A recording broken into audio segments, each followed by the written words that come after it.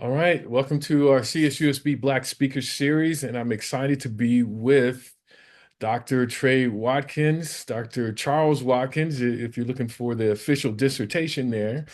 But we are excited to be interviewing him because he is an alum of Cal State University San Bernardino, and he was one of the first persons who reached out to me when I found out that I would be director of the Office of Black Student Success. He has worked in higher ed for a while, working at Point Loma Nazarene College, but more recently, earning his doctoral degree from the University of San Diego. He's very well known within Southern California, particularly for his work advising his beloved fraternity, Phi Beta Sigma Fraternity Incorporated, and supporting the young men who are matriculating through San Diego State University and some of the other surrounding San Diego institutions, such as UCSD and the University of San Diego. I'm just very excited to have him here because of his not just his scholarship, but also his affinity for young people going through the university system, and his real great love for being a Coyote, which he expressed to me on numerous occasions once he found out I was on my way up here. So glad to interview him. And I have a series of questions I'll be kind of putting in the chat as we go along, but also restate him. So the first one is just please state your name and the year you graduated from Cal State University San Bernardino. Yeah, absolutely. So my name is Dr. Charles Lee Watkins III, if you want the official title that is on the transcripts. But Yes. I affectionately go by Trey. And first of all, I have to say, excited to be here and grateful that I was invited to talk and share my experiences. Going to Cal State San Bernardino, like Dr. Gamble said, is a huge part of my life, and I would not be where I am without the opportunity that I got at CSUSB. And also, I have to say, I'm so excited that Dr. Gamble is heading up this position as Director of Black Student Success. Very familiar with his work running the Black Resource Center at San Diego State University. Did an amazing job there, not only making sure that students had a second home, that they felt a sense of belonging, but getting students through to graduate. And so grateful that for the work he did at one of my alma maters, but then now he is, leading up Black student success at my other one. So grateful to be here today. Awesome. And So so, sorry to answer your question, my bad. yeah, Yeah, so I graduated from Cal State San Bernardino in 2009. I was a psychology major. 2009 psychology major. Let's go psychology. Just I'm going to pause for a brief plug. We have developed an Inland Empire Association of Black Psychologists chapter. And so we actually met right here on campus this Sunday, and we'll continue to be meeting. We are here to stay in the Inland Empire. So just excited to be connected with another psychology major on that level. Here at Cal State San Bernardino, the largest major, or the one most students sign up for, is psychology. So we're all the more reason why I'm glad to be interviewing you here today. Backing up a little bit, where did you go to high school? Yeah, so I am from San Diego, California, Southeast San Diego, to be specific. I'm actually a third generation San Mm, Diegan, and I went to school in Spring Valley, to Monte Vista High School. okay. So did you come straight from high school or did you go to community college? Did you transfer at all? Yeah, so I had a very winding road through higher education and really informed my work both as a scholar and as a practitioner in this space. So, straight out of high school, I went to San Diego State, attended there for about a year and a half until I was academically disqualified. That means kicked out of school. And so, Let's once just I, pause here. You're a doctor yeah, now, right? I am. Of Yeah, education.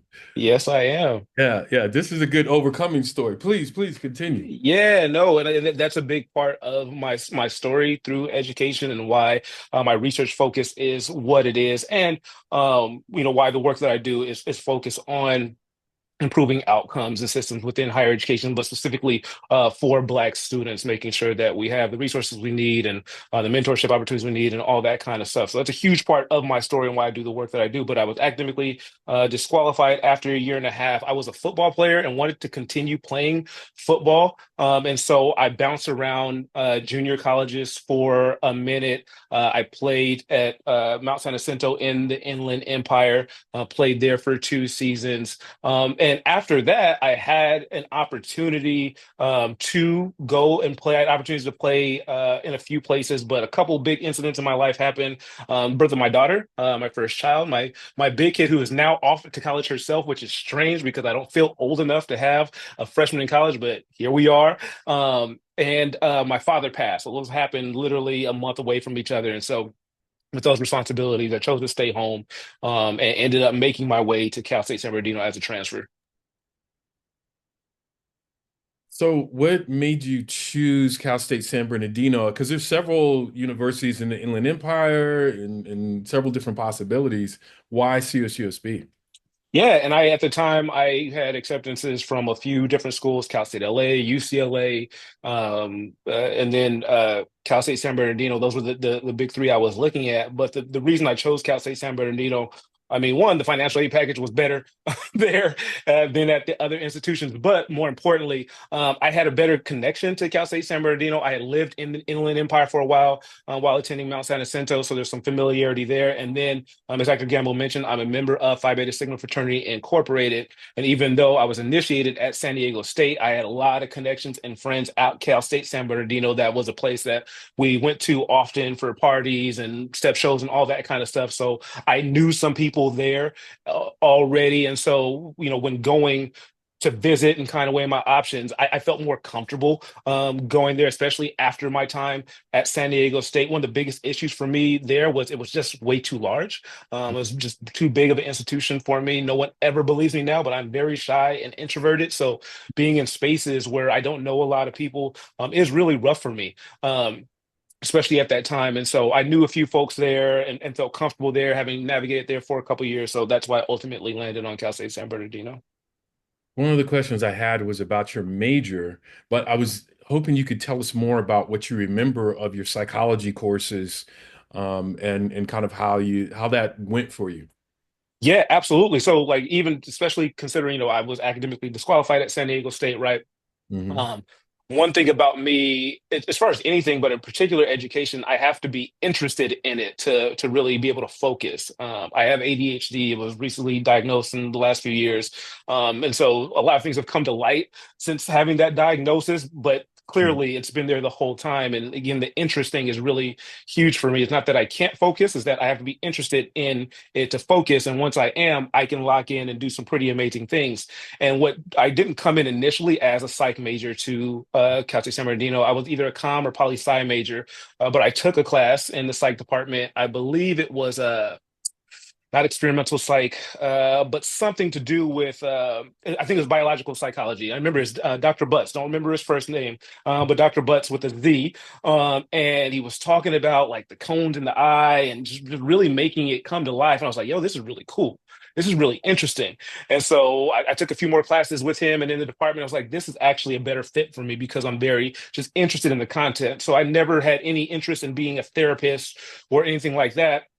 But just the content was really interesting to me. The faculty were really caring and how they work with me and bringing the information to life. And so that's what ultimately drove me to psychology. And I'll say, I director of career services at Point Loma Nazarene University. I talk to students all the time about, the college to career transitions. And I say it's not that your major doesn't matter, but you can do anything with your degree. And for my entire career, I have been selling the skills that I gained as a psychology major as transferable skills and everything that I've done since then. And so I'm very grateful for my time within that department. I'm just gonna pause here for a little commercial for our disability services here on campus. And you may not be aware of this, but we've been discussing this on campus quite a bit. Post-COVID, we've had more students, like 400 more students. We already had 400 some odd students signed up for accommodations officially. Now we have 400 more students signed up for accommodations since that time. And so it's resulted in 1 out of 4 of every student who's on campus at Cal State University San Bernardino needing to receive accommodations within the classroom. So it may be a very different environment for some folks, particularly instructors, But I think it's important and I'm appreciative. That's why I wanted to pause and just say I'm thankful for that. One, is somebody who has ADHD, and we're kind of talking on intersections here. Two black men discussing ADHD, discussing psychology and interests where many black men aren't involved in it, as far as a major, but yet here we are. We find ourselves partly to help with the struggle to help other folks do that thing. So I'm just very helpful, or very thankful in that regard. And that is the next question. What were things that were helpful, the things that helpful people did for you while you were at CSUSB? I'll say that again. What were things that helpful people did for you while you were at CSUSB? Yeah, so first I'll say just the institution itself and how, it's sized, the people, how it receives folks of color, in particular Black students, right? It was a place that partly is due to, the numbers, right? There's at least appeared, it felt like more Black students, definitely more students of color on campus than my experience at San Diego State. So it didn't really feel out of place all the time. But just even then, I will shout out someone individual as far as like a specific practice. My first day of school, right? Your first day of school, don't matter what, whether it's kindergarten, sixth grade, or college, is going to be a little nerve-wracking. And so I'm there. I'm trying to find my class. I'm clearly lost, and I'm near the student union, the old student union. I know it's been redone. I got to come up there and see it. But I'm near the old student Yes, union, you and did. this woman comes out of her office. Her name was Judy Cruz. I don't believe she works there still. She said, "Excuse me, honey, you look lost. You need help." I'm like, "Yeah, it's my first day. Um, Mhm. yeah, I'm trying to find my class." She's like, "Okay, I'm not sure where that is, but hey, you come over there." And she actually called over to your fraternity brothers, two members of Kappa Alpha Psi, called them Uh, over and was like, "Hey, can you help him find this class?" And so, and they helped me, and I ended up, rooming with Kappas. It was a really, really great relationship with those brothers there, and still have a great relationship with those brothers there. But just that simple notion, right? It's a staff member recognizing me out of a sea of students, realizing that I probably didn't know what I was doing, and taking it upon herself to kind of reach out and and give me a hand. That's not something I ever experienced at San Diego State. I mentioned again, I got academically disqualified. At no point ever did I have a meeting with a counselor, with an advisor, oh, nothing at all. I got one letter because it was before we got email was mhm. on was that point. I got a letter saying I was Yeah. on academic probation. I didn't even really know what that meant, and then I got a letter saying I was disqualified. That's it. No Wow. interventions at all, right? So after my first day on Mhm. campus, someone go out of their way to help me, and then I mean those type of situations kept happening at psychology. The experience with Dr. Butts. I also got to TA in my psych senior seminar class, which is a transformative experience for me. My first time like being an educator. Obviously, what I'm doing now, right? There's similarities there. So just folks, and these are all white folks I'm talking about as well Mhm. that were intervening and reaching out to me. And so that community environment, the community vibe, and the spirit of just wanting to help students out and help them to get to where they're at was something that always stood out to me. So you've already alluded to some of what you do for work, but I'm curious as to how maybe if you can kind of explain what you do for work, but also how Cal State University San Bernardino prepared you for that opportunity. Yeah, so I am the director of career services at Point Loma Nazarene University, where I really focus on creating our career education, ensuring that 100% of our students are career ready. I also am a faculty member within the sociology department, teach research methods, senior seminar, intro to sociology. So love teaching. I'm actually on paternity leave right now, so I am at work, but it's only because I teach on Wednesday nights. I always say I'm going to be rich one day and I'm not going to come to work no more, but I will still teach. And I'm not Yes. rich yet, but I am here to teach tonight, and just I love working with the students here. And so yeah, and how did Cal State San Bernardino playing that? I already alluded to it a little bit, right? My Mhm. first experience being an educator, right, was at Cal State San Bernardino in my senior seminar class. We read Tracy Kidder's Mountains Beyond Mountains. Mm. Love that book. Reread it a few times. Really exposed me to the field of public health and what that means and how our individual health experiences and disparities are influenced and impacted by social factors. My father, like I mentioned, passed away when I was 21, right? And so heart disease, right? And so again, it gave me some clarity and understanding around that. I'll say ultimately, though, the biggest takeaways that I got from Cal State San Bernardino were one, giving me a second chance and a real chance of getting through school. Like I said, my experience at San Diego State, while I have great memories and very fond of San Diego State as well, and it's my hometown, I never really felt like I got a chance Yeah. there.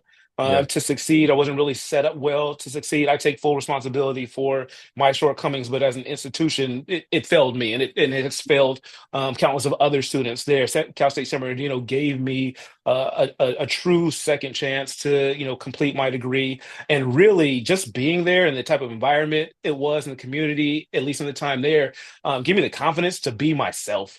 Yeah. And try new things and put myself out there and achieve my highest potential. My fondest memories are just of, the vibrant Black community that we have. I mean, Greek life was amazing when Mm. I was there, and we were very connected to UCR. So, Mhm. and I actually lived part of the time I was there. I lived right down the street from UCR and commuted up to San Bernardino, so I had connections there as well.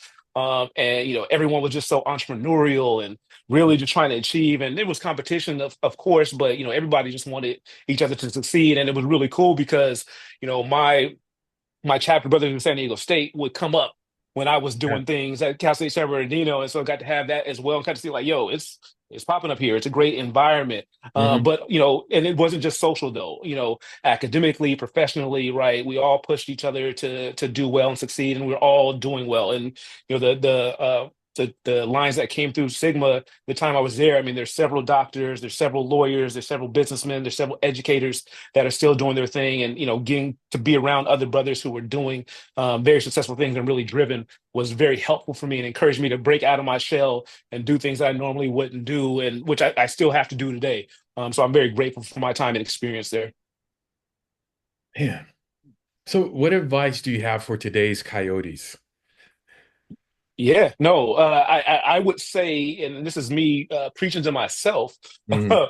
but you want to be focused on the future, but be sure to live in the present. And what I mean by that is that, so I feel like I had a great college experience, both at San Diego State and Cal State San Bernardino, but I didn't, you don't realize how quickly it goes. Mm. And I was in college a little bit longer than most, but it still went quick. You don't realize all the resources that you have. You don't realize basically that it's a safety net for Mm. you to be able to try things and experience. And while I was involved, and I was pretty involved, there was more that I could have done. There was more resources that I could have tapped into, and and I think a lot of students, especially me at that time, I just wanted to get out of school. Right, been in school for a couple years longer than most, and just wanted to get out. So that was my biggest focus, which is important, right? But like, I wish I would have cherished those times more and took advantage of the opportunities, take advantage of the resources. I always say the first time that I walked into a career service office is when I walked into my office when I started working here at Point Loma Nazarene a few years ago. Uh, Wow. and that's very normal. Most, it's Yeah. the numbers nationally are low for engagement here, but I wish I would have done things like that. I wish I would have, gotten involved in student government in some way, just because I understand the importance of transferable skills and gaining that experience and what that means for you in your career, but also for you to figure out who you are and to meet new people and grow those connections and all those types of things. And so, really to again want to be motivated to get out of there in 4 or 5 years, all that kind of stuff, and focus on your career. But I promise you, it'll make your job a whole lot easier, make that transition a whole lot easier if you are very well connected to your peers, to faculty members. If you do that research project, if you go on a mission trip or something like that, or study abroad. The tagline when I was in school, I know it's been changed, but was "Come here, go anywhere," because they're really big on study abroad. I wish I would have had that type of experience, right? So really take advantage of those experiences while you're in college, because to do that kind of stuff is a whole lot more expensive Yeah. once you get out. You don't have access to those types of things or people or resources. So really to take advantage of all the different opportunities that Cal State San Bernardino offers. And our last question is, especially in light of your doctoral research, how do you define Black success? Yeah, and I think that's a great question because there's a lot, the last few years we've seen a lot on, Black excellence and Black success and, rooting for everyone Black. And that's important, right? It's important that we want to push ourselves to be our best selves. And I say what Black success looks like for me is just striving for greatness while being your authentic Black self in whatever space that you're in. I think a lot of the Black excellence narrative, while it's great, there's a push and pressure to be famous or have some type of celebrity or make a lot of money, and those things are cool, and if you have a talent or skill to do that or drive to do that and be great at be the best at it, but that's not all of our callings. Mhm. Some of us want to be educators, some of us want to be healthcare workers, some of us want to take care of people in nursing professions or other types of things, right? That doesn't mean you can't be great at that. That doesn't mean you shouldn't work just as hard as it takes to do a sport or acting or music. You put as many hours studying to be great there while being your Black self. Right. Again, I'll say, going to Cal State San Bernardino, the thriving Black community that we have had there, it was nice just to be Black on campus and to have Black Read Life celebrated and have the Black gospel choir, and everybody went to Black grad. Didn't matter if you were graduating or had graduated already. Everyone was there, and the Yeah, parties and yeah. all that type of stuff, and to be in classes with other Black students Hmm. was just a beautiful thing. And so that was where, for me, I became comfortable being authentically Black. In different environments and not having to, code switch as much, not having to, amputate parts of myself to fit into what I thought I needed to be. And as I'm a professional, on a predominantly white, I'm gonna say over predominantly white, university, and that's where I've Right, gone to school. right. All my degrees are from PWIs, right? To be, my Black self, to have my Black books up there, to be talking in a way that is representative of who I am, and being not worried about the perceptions, not worried that I'm going to be thought of as less than, right? That takes some time to get to. It takes some strength. It takes some courage sometimes to be that, but it's because of the work I put in, because I know I work harder than most. And I've gained that security, right, to be able to come up against the opposition, because there will be there. They will try you, no matter what. And the Yep. faster and the higher you rise, you will get tried. But Mhm. to stand confidently in my Blackness and in my knowledge and work ethic is a beautiful thing. And so, to be able to do that in whatever field that you're in, to be yourself, to be great, that's a beautiful thing, and that's what Black success looks like to me. Awesome. Any other thoughts you may have that you think folks should know about, particularly your latest research efforts or just anything Black success? Yeah. So, and I'll just talk briefly about my research. And so, Sure. yeah, I study space and race in higher education, specifically looking at how students navigate predominantly white institutions.